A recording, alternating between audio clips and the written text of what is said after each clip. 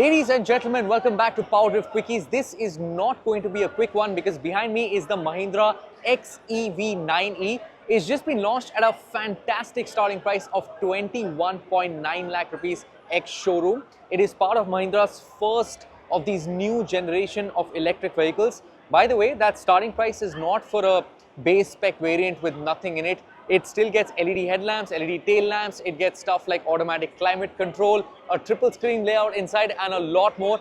But let's take a look around this variant.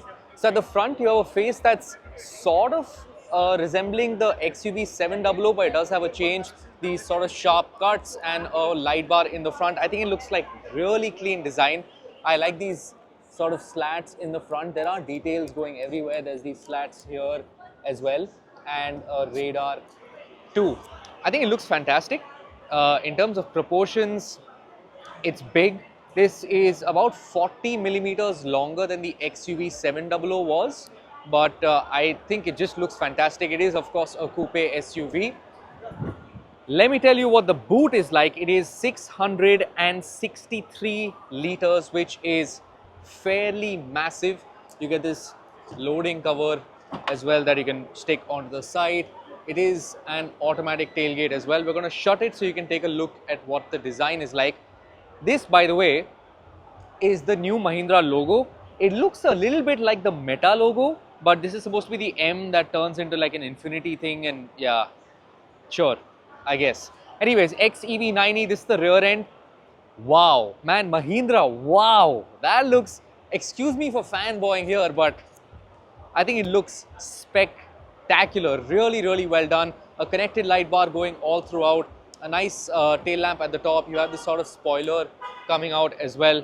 It looks really nice. We'll walk around to the side here. And the door handles are flush. Actually, not just flush, they're hidden behind here like we had in the Swift at some point of time. We're going to quickly hop into the rear seat.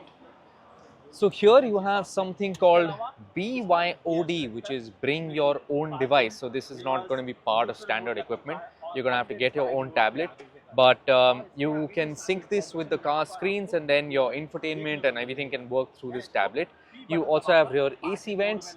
You have a panoramic glass roof with lights in it, which is sure. Aside from that, it is similar in terms of the layout to the XUV 700, because this is, of course, sort of in the same, sort of based on the XUV 700. Headroom is decent. This is despite this being a coupe SUV. I do have some knee room. I do not know what sort of setting the front seat is at, but I do have some knee room, and it's a fairly comfortable place to be. I do have an armrest as well with two cup holders, and I think I should be able to recline the seat as well, which is a pretty actually fairly reclined angle, so it is quite nice. We're going to quickly hop into the front and see what that's like. Ladies and gentlemen, welcome to the front of the XEV 9e. Before we go further, I just want to say I'm a little sorry for being worked up. There's just a lot to talk about here, a lot to take in as well. Firstly, let's take in this 43-inch triple screen layout. This, by the way, is standard. So you have one screen for the passenger. This has entertainment, so you can already see it has Apple Music, but you can also do Sony Live and stream matches and movies and whatever. Then you have the central screen, which is your basic stuff, so you can control your ambient lighting, you can see your car data, just basic infotainment stuff, and then you have your digital instrument cluster as well. This car also comes with an augmented reality heads-up display. We can't really show you that right now, and it probably won't be picked up on camera, but it is really cool in terms of tech. Aside from that, I'm just going to go to my notes here. You have a 16-speaker sound system with Dolby Atmos. This is the first car to be made in India with Dolby Atmos in it. They actually sent a vehicle to Harman Kardon almost a year in advance to fine-tune the speakers. You have 3 driving modes. So there is range, everyday, and race. Speaking of range, this is the 79 kilowatt hour option. So this gets 533 kilometers of WLTP range, which is the important sort of testing factor. Mahindra says you will get 500 plus kilometers in the real world. This is with the larger 79 kilowatt hour battery. We do not have a range figure for the 59 kilowatt hour battery. Now let's take a look at the design of the car. So you have this sort of panel that you can shut with a wireless charger here, 2 Type-C ports. I like the fact that you can put it out of the way when you don't want to use it. You have these touch sensitive controls which have a bit of a press to them, which is kind of weird to be honest, not the most intuitive to use. Like the thing presses in digitally and yeah, it's a bit weird. Then you have this new style gear selector where you sort of tug it back to go into drive and you select it for park. It looks really nice. It has this leather stitch on it with like a double stitch. Looks really nice. The automatic parking brake and the auto hold buttons, these are very similar to what you had in the XUV 700. This is new. It's the new key for Mahindra. It's very sort of utilitarian, looks almost like if Decathlon made a car key, and I mean that in the best of ways. It's got this really cool like central thing that's grey and it's a bit plasticky, I'm not going to lie, light, but very nice to look at. Overall, I just want to say this is a fantastic step forward for Mahindra, except for this one department, which is the steering. It's that same Tata thing, and it's going to get fingerprints and be really weird to look at. What Mahindra has also done is worked on the power steering, so it's going to be really easy to maneuver the car. I've just gone from lock to lock with absolutely no steering effort at all, which is fantastic. These controls are pretty much the same. The overall layout is going to stay similar to the XEV 700, but of course with this triple screen layout, it is fantastic. You of course have electronic seat control over here, and yeah, just really cool. I'm going to walk you through some of the specs. Let's just get out and talk about that. Okay, so this gets a 150-litre frunk, and this is of course thanks to the in-glow EV architecture, which means it doesn't have the repercussions of an ICE platform being converted. You have some extra storage down here as well, so you can put like maybe charging cables and stuff and just clean up the rest of the storage, which is actually really cool. This is where you fill in your washer fluid as well. And by the way, you don't have those weird ugly latches, so you just shut it and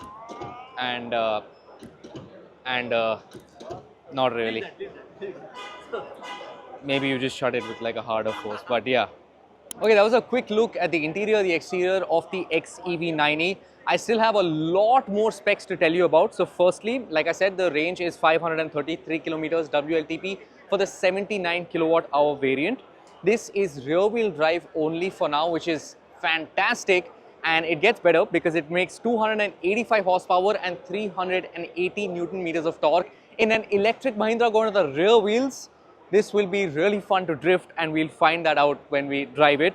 It gets semi-active dampers in the front, so they can adjust the damping based on the road that you're driving on and the driving modes as well. You get laminated glass, not just for the windshield, but the windshield, the top roof glass and the side windows as well. So Mahindra says 99.5% of UV rays will be cut out, which really helps improve the efficiency of the cooling. You get 207 millimeters of ground clearance, which is great.